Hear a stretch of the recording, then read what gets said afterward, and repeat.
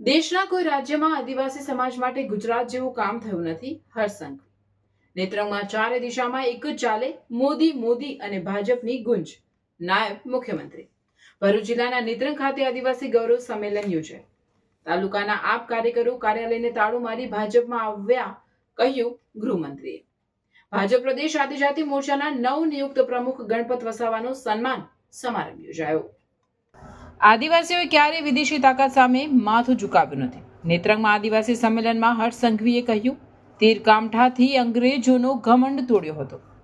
ભરૂચના નેત્રંગમાં આજે આદિવાસી ગૌરવ સંમેલન યોજાયું, જેમાં રાજ્યના નાયબ મુખ્યમંત્રી હર્ષ સંઘવી ઉપસ્થિત રહ્યા હતા.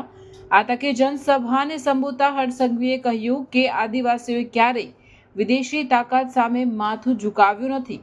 તીર કામઠાથી અંગ્રેજોનો ઘમંડ પણ તોડી નાખ્યો હતો. ભરૂચ જિલ્લાના નેત્રંગ ખાતે આદિવાસી ગૌરવ સંમેલનમાં નાયબ મુખ્યમંત્રી હર્ષ સંઘવીએ દેશના કોઈપણ રાજ્યમાં આદિવાસી સમાજ માટે ગુજરાત જેવું કામ નહીં થયું હોવાનો હુંકાર કર્યો હતો. ભરૂચ જિલ્લા ભારતીય જનતા પાર્ટી દ્વારા નેત્રંગ ખાતે આદિવાસી સંમેલનનું આયોજન કરાયું હતું.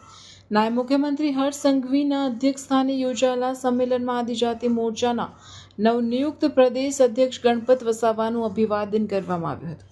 સંમેલન પહેલા ડેપ્યુટી સીએમ હર્ષ સંઘવીએ નેત્રંગ 4 રસ્તા સ્થિત ભગવાન બિરસા મુંડાની પ્રતિમાને ફૂલહાર અર્પણ કર્યા હતા.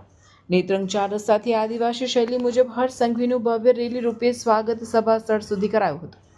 સભાને સંબોધતા હર્ષ સંઘવીએ નેત્રંગના ચારે ખૂણે આજે એક જ નારો ગુંજી રહ્યો હોવાનો ગૌરવ અનુભવ્યો હતો.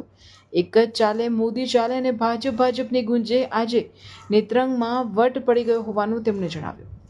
નેત્રંગની ભૂમિને વંદન કરવાનું મન, જીવંત આદિવાસી સંસ્કૃતિને પ્રતીક તેમણે ગણાવ્યું. ભરૂચ જિલ્લો એટલે પ્રાચીન ભૃગુ નગરી, ભૃગુ ઋષિની ભૂમિમાં આદિવાસીઓની આસ્થાને વંદન કરવા અમે આવ્યા હોવાનું તેમણે સભાને કહી કોંગ્રેસ અને આમ આદમી પાર્ટી પર આકરા પ્રહારો કર્યા હતા. તેમણે માનભેર કહ્યું કે આદિવાસી સમાજનું ચારે દિશામાં નેતૃત્વ કરવાનું કામ મોદી સાહેબે કર્યું છે.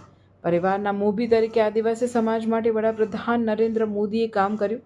રાજ્ય સરકારમાં 4 મંત્રી આદિવાસી છે. તેઓએ કોંગ્રેસ, આપ અને બીટીપીમાંથી 200થી વધુ આગેવાનો અને કાર્યકરો ભાજપમાં જોડાતા તેમને આવકાર્યા હતા. સાથે જ આમ આદમી પાર્ટીની તાલુકા કચેરીને તેઓ તાળા મારી આવ્યા હોવાનો ઉલ્લેખ કર્યો હતો.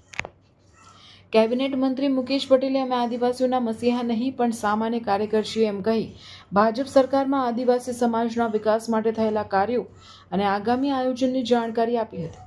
ભરૂચના સાંસદ મનસુખ વસાવાએ અમરસિંહ ચૌધરી કરતાં પણ ગણપત વસાવાને સૌથી મોટા આદિવાસી નેતા ગણાવ્યા હતા. તેઓએ આદિવાસીઓ માટે રાજ્ય અને કેન્દ્ર સરકારે કરેલા કામોની જાણકારી આપી હતી.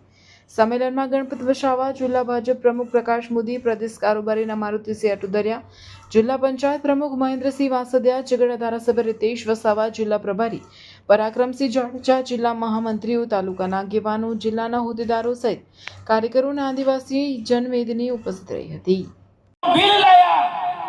બધા લોકોએ ચર્ચા કરી, વિધાનસભાની અંદર બધી પાર્ટીના લોકોએ ચર્ચા કરી, બધા આદિવાસી નેતાઓએ ચર્ચા કરી એ બિલ પર ને ગુજરાત વિધાનની અંદર એ બિલ લાયા, કાયદો બનાવ્યો અને નિયમો બનાવ્યા. આ જેવું તેવું કામ નથી. આદિવાસીઓના સાચરમાં એક ઉત્થાનનું કામ કર્યું હોય, મસીહા તરીકે કામ કર્યું હોય તો ગણપતભાઈ વસાવે કામ કર્યું છે.